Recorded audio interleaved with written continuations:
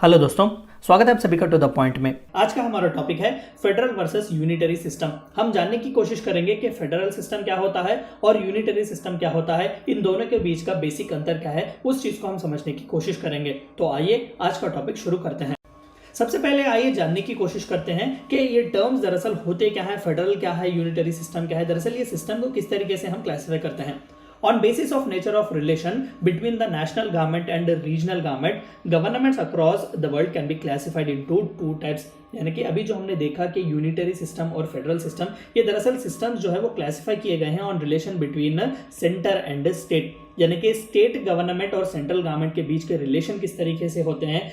इस सेंटर और स्टेट के बीच के रिलेशन को क्लासिफाई करने के लिए, उन्हें सेपरेट करने के लिए हमने एक सिस्टम बनाया हुआ है जिसे हम यूनिटरी और फेडरल सिस्टम कहते हैं। यानी कि दो अलग अलग सिस्टम्स है जिसमें सेंटर और स्टेट्स के रिलेशन को स्टडी किया जा सकता है। यानी कि कौन से मॉडल पर जो है कंट्री चल रही है in between central and federal units या फिर स्टेट यूनिट्स। तो जैसा कि हमने कहा, broadly there are two types of classification, that is first one is unitary system and the second one is federal system. Unitary system के examples हैं United Kingdom, France, China, Japan etcetera. तो याद रखिएगा, हम फर्दर बात करेंगे इसके बारे में। और फेडरल सिस्टम के सबसे अच्छे examples United states of America, Switzerland, Australia extra जैसे कंट्रीज हैं।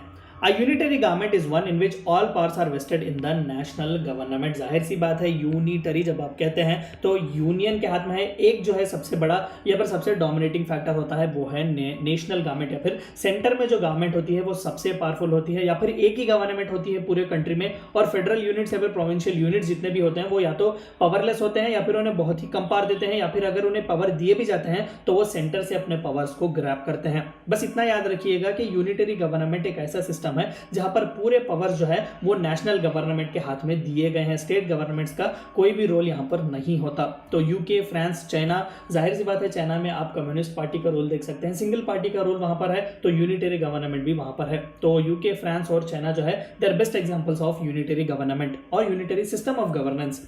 On the other hand we have a federal government. आइए जानते हैं कि फेडरल सिस्टम क्या है। On the other hand is the one in which powers are divided between the national government and the regional governments। The best example is United states.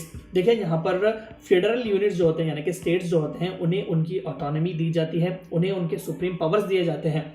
यहाँ पर ज्यादातर जो है स्टेट के लिस्ट और सेंटर के लिस्ट सेपरेटली डिवाइड किए जाते हैं, और सेंटर जो है स्टेट की लिस्ट में मिडिल नहीं करता, और स्टेट जो है वो सेंट्रल के सब्जेक्ट जितने भी है वहां पर मिडिल करने की कोशिश नहीं करता। ये दोनों अपने अपने ऑटोनोमस काम करते हैं, ये दोनों सॉवरेन होते हैं अपने अपने सब्जेक्ट्स में, तो एक दूसरे के बीच मिडिल नहीं करते। और स्टेट्स जो है वो सॉवरेन और सुप्रीम होते हैं अपने अपने टेरिटोरियल एक्सटेंट में। The best example is United states of America.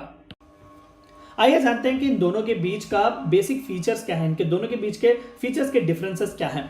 Existence of dual government. आपको फेडरल गवर्नमेंट में जो है ड्यूअल गवर्नमेंट देखने को मिलेगा, बिल्कुल एक सेंटर में और एक स्टेट में जो कि सॉवरेन है अपने अपने टेरिटोरियल एक्सटेंट में। लेकिन यूनिटरी गवर्नमेंट में आपको सिंगल गवर्नमेंट देखने को मिलेगा। चाइना फॉर एग्जांपल, पूरे कंट्री में एक ही गवर्नमेंट है, एक ही पार्टी रूल कर रही है।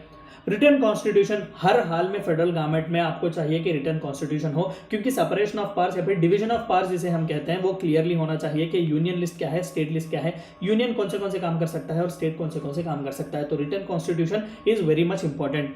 लेकिन फीचर्स ऑफ यूनिटरी गवर्नमेंट में रिटर्न और अनरिटन कॉन्स्टिट्यूशन भी हो सकता है। अनरिटन कॉन्स्टिट्यूशन आप जैसा कि यूके का तो कॉन्स्टिट्यूशन अनरिटन है और जापान का कॉन्स्टिट्यूशन रिटर्न है, लेकिन ये दोनों भी यूनिटरी गवर्नमेंट जो है वो चलाते हैं अपनी अपनी कंट्री में।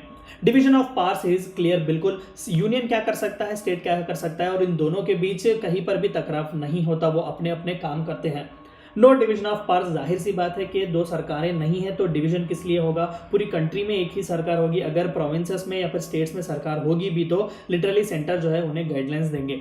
सुप्रीमेसी ऑफ द कॉन्स्टिट्यूशन, जितने भी पावर्स सेंट्रल और स्टेट गवर्नमेंट ग्रैब करते हैं फेडरल गवर्नमेंट में वो कॉन्स्टिट्यूशन से ही होता है। तभी तो हमने कहा कि रिटर्न कॉन्स्टिट्यूशन बहुत ही जरूरी है।